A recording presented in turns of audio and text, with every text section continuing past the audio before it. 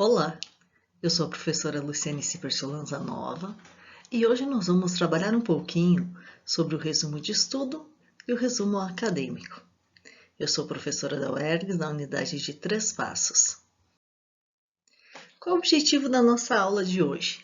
É justamente compreender as semelhanças e diferenças existentes entre o resumo de estudo e o resumo acadêmico. Para pensar essas semelhanças e diferenças, é muito importante nós pensarmos na função sociocomunicativa do resumo. Quais seriam as situações que estes gêneros textuais mais apareceriam? A gente pode pensar que o resumo de estudo, durante todo o contexto escolar, toda a vida escolar, a gente está interagindo com resumos. Normalmente, os professores, as diferentes disciplinas, solicitam resumos de estudos, resumo de capítulo, resumo de livro, para os alunos, desde os anos iniciais. E aí, nós vamos ver também que na graduação, no ensino superior, nós temos o resumo acadêmico. Este resumo acadêmico, ele apresenta algumas diferenças e algumas semelhanças em relação ao resumo de estudo. Primeiramente, conceituando o resumo de modo geral, nós podemos dizer que, segundo Marconi e Lakatos, 2010, que resumo é a apresentação concisa e frequentemente seletiva do texto, destacando os elementos de maior interesse e importância, isto é, as principais ideias do autor da obra.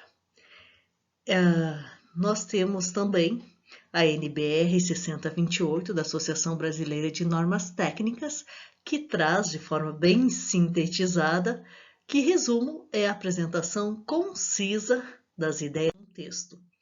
O que a gente percebe? Tanto no primeiro conceito quanto no segundo, e aqui eu trago ainda um terceiro conceito de Goldstein et al., 2009, que o resumo é uma síntese fiel e objetiva de fatos ou ideias dos textos originais estudados em diferentes disciplinas do currículo. Neste processo de condensação é preciso destacar as ideias, os fatos, os principais fatos e ideias então, do texto base, respeitando a progressão dessas ideias ou fatos e o modo como eles se relacionam. Então, aqui fica bem claro, nesses 3 conceitos apresentados, que resumo não é simplesmente copiando partes do texto original e montando uma colcha de retalhos textuais. Nós temos que, a partir das ideias centrais do texto, elaborar um novo texto.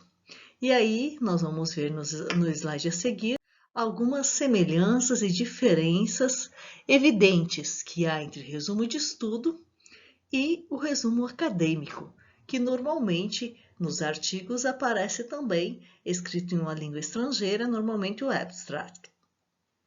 Primeiro, nós vamos ver que o resumo de estudo ele deve ser sempre mais curto que o original, da mesma forma que o resumo acadêmico. Normalmente, o resumo de estudo não é feito pelo próprio autor, porque você vai fazer um resumo de um texto que tenha sido escrito por outra pessoa. Já o resumo acadêmico, ele é feito pelo próprio autor, porque ele vai trazer as ideias principais de um artigo científico, de um trabalho de conclusão de curso, uma tese, uma dissertação, uma monografia, assim por diante. Nós percebemos que o resumo de estudo ele é um instrumento de estudo e não um registro, e também não tem como objetivo trazer um julgamento, como acontece nas resenhas críticas, por exemplo, que além de trazer as ideias centrais, o autor também emite um julgamento, uma opinião a respeito da obra. O resumo acadêmico, ele normalmente é escrito apresentando em um único parágrafo. Ele também não apresenta qualquer tipo de julgamento. Ambos os estudos eles devem ser fiéis ao texto base. E aí é muito importante no resumo de estudo respeitar a ordem, as ideias apresentadas pelo autor, a hierarquia dos capítulos. Assim como no resumo acadêmico, é muito importante seguir a estrutura retórica básica de um resumo acadêmico que nós vamos ver logo adiante, que engloba especialmente uma descrição clara do tema, dos objetivos, problema, metodologia, as principais conclusões relacionadas à pesquisa. E aí mais uma diferença que há entre esses dois tipos de resumos é que o resumo de estudo obrigatoriamente deve apresentar a referência bibliográfica a partir da qual ele foi realizado. Já o resumo acadêmico, ele não vai trazer referência, já que ele foi feito pelo próprio autor do texto que ele pretende trazer essas informações. Aqui nós vamos mostrar para vocês as etapas de elaboração do resumo de estudo. Então, a primeira tarefa seria fazer uma leitura da obra que será resumida, para ter uma visão geral desta obra. Após essa leitura mais geral, nós vamos fazer uma segunda leitura mais atenta, e aí nós vamos recorrer a diferentes estratégias de leitura, especialmente sinalizando tópicos frasais de maior relevância, partes do texto que nós julgarmos mais significativas, para que num terceiro momento nós possamos organizar essas ideias destacadas, selecionadas, no formato de texto, redigindo assim o resumo com base nos pontos-chave e na sequência das ideias que foram apresentadas na obra base. Por fim, este resumo de estudo ele pode ser guardado em forma de fichários, seja feito um fichamento do resumo, lembrando que a gente sempre precisa registrar a referência bibliográfica correspondente ao texto que foi resumido. Assim, uma dica, na elaboração do resumo, nós poderíamos iniciá-lo com uma frase do tipo: no texto tal, de fulano de tal, publicado em tal ano, o autor apresenta, discute, analisa, critica, questiona. Aí nós vamos trazer uma informação mais geral do objetivo da obra, posicionando-se dessa ou de outra maneira. Assim, quando você for utilizar este material, terá em mãos um texto que dará uma visão prévia geral que vai orientar a compreensão do restante do texto. A partir de agora, eu vou trazer algumas informações mais específicas sobre o resumo acadêmico. Primeiro, para que serve um resumo acadêmico? Em síntese, o resumo acadêmico ele vai trazer a síntese de uma pesquisa que foi realizada. Neste caso, ele vai ter que responder algumas perguntas, tais como: o que o autor pretende demonstrar com a pesquisa, o que ele fez, que resultados obteve, como se interpretam esses resultados, quais foram suas conclusões relacionadas à pesquisa realizada. Assim, nós podemos dizer que o objetivo deste resumo, ou os objetivos, seria partilhar um saber, uma referência, uma informação de uma forma sintetizada, ou seja, é uma síntese de uma pesquisa realizada. Aí, no resumo, vai estar explícitos os objetivos, a metodologia, apresentar alguns resultados da pesquisa, enfim, apontar uma conclusão ou as principais contribuições desta pesquisa. Normalmente, os gêneros textuais acadêmicos, cada um tem a sua retórica, o seu formato composicional. E aí a gente percebe também que há uma certa organização retórica na própria estrutura da escrita destes textos. Com relação ao resumo acadêmico, nós vamos perceber alguns aspectos linguísticos presentes nesse gênero textual. Primeiro, os verbos normalmente são usados no pretérito composto e no presente do indicativo. Isso porque ele está se referindo a um estudo que já foi realizado. Então, o que seria o pretérito composto, por exemplo? Os dados foram coletados. Então, seria o pretérito composto. Como normalmente, os gêneros textuais acadêmicos, eles são mais impessoais. Então, aqui ele é escrito em terceira pessoa do singular. Muitas vezes se usa a voz passiva, até porque o que se destaca a metodologia usada foi, não é quem fez, quem realizou a pesquisa, mas sim, os dados coletados sugerem, os resultados evidenciam que a gente percebe que a ênfase recai sobre o objeto que foi realizado e não sobre quem está fazendo este relato. Vamos observar a presença de sentenças declarativas, sem abreviações, jargões, símbolos. O resumo ele tem que trazer uma linguagem econômica, com sentenças simples, curtas, evitar redundâncias, superlativos, ilustrações em excesso de detalhes, até porque o resumo acadêmico ele vai ter também um certo número de palavras, normalmente 250 palavras. Essas são algumas informações da Mota Rotientes de 2010. A Mota Rotientes também compartilham conosco uma organização retórica de um abstrato ou resumo acadêmico. Aí elas organizam este resumo em 5 movimentos. O primeiro movimento seria situar a pesquisa.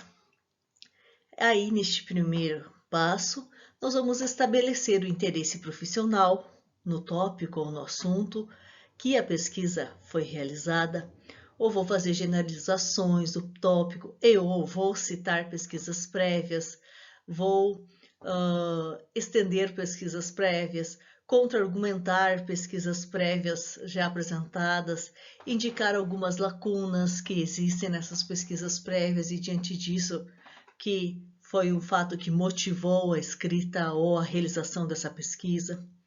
Um segundo movimento é justamente apresentar a pesquisa, que seria indicar as principais características da pesquisa, apresentar os principais objetivos, hipóteses ou mesmo quais foram os problemas de pesquisa que a nortearam.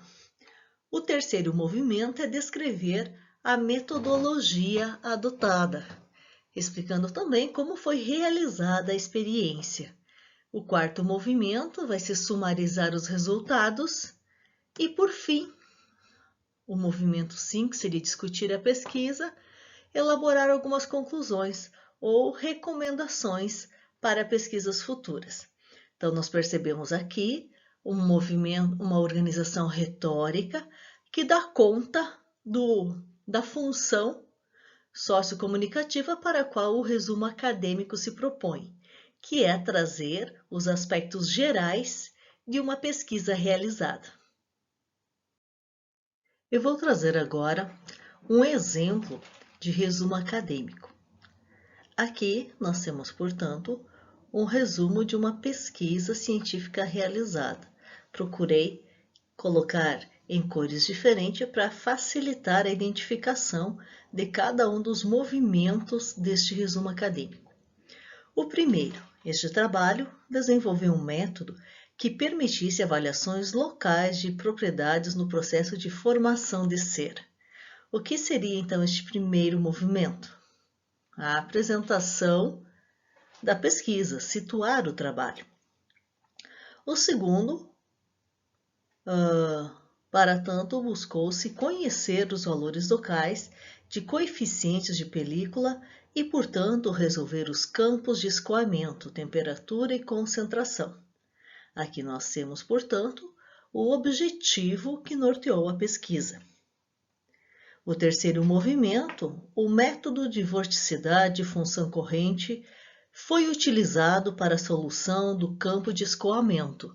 As equações para a resolução do campo de temperaturas e unidades também tiveram seus fluxos convectivos convertidos de forma a se tornarem dependentes da função corrente.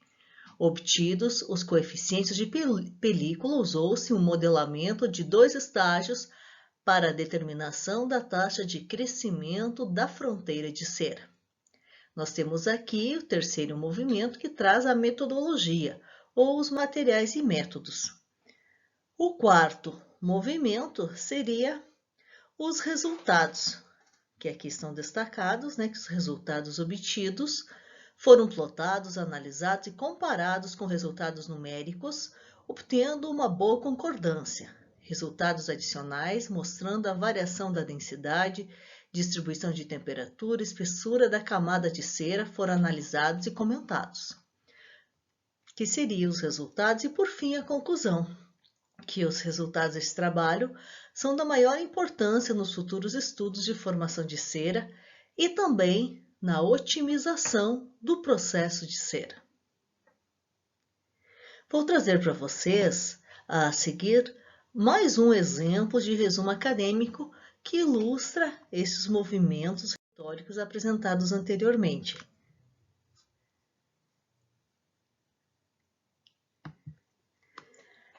Aqui nós temos um resumo adaptado que foi apresentado no CIEPEX. O título do resumo é Letramento Acadêmico, Práticas de Escrita e Reescrita na Graduação. Este resumo faz parte de um projeto de iniciação científica que eu estou desenvolvendo juntamente com as bolsistas, a Patrícia Neskenbach, que era bolsista do CNPq, e a Tuíse Rossini, que era bolsista da FAPERGS.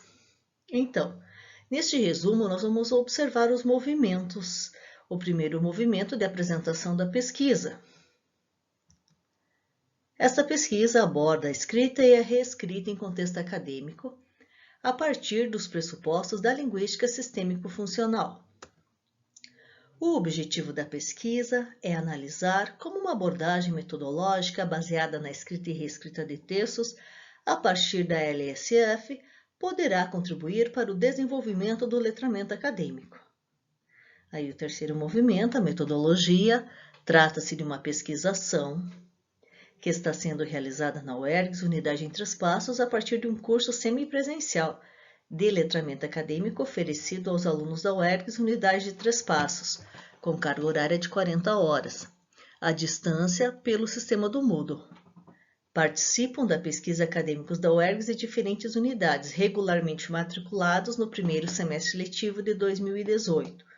O corpus desta pesquisa é constituído pelos textos produzidos pelos participantes do curso. A análise dos dados foi realizada a partir de uma perspectiva interpretativista, buscando identificar as mudanças realizadas na reescrita dos textos produzidos, comparando-as à primeira versão ou às versões anteriores de um texto. Assim, os resultados evidenciam na reescrita significativa melhora na qualidade discursiva dos textos, após a realização de atividades que operacionalizaram discussões teóricas e práticas, possibilitando aos acadêmicos refletir sobre suas produções e atingir o propósito sociocomunicativo almejado.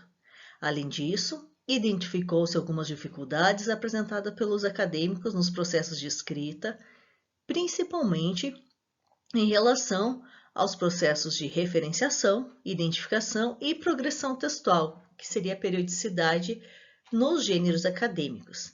Assim, o último movimento, que seria a conclusão, conclui-se que é muito importante tornar explícitas as informações relacionadas a essas temáticas, bem como as características dos gêneros textuais. Nesse sentido, constatou-se a necessidade de empreender esforços na elaboração de materiais didáticos que possam subsidiar as disciplinas voltadas à produção textual na graduação e contribuir para o desenvolvimento do letramento acadêmico. Então, nós temos aqui mais um exemplo de resumo acadêmico. E esses resumos são um dos gêneros textuais mais usados no meio acadêmico.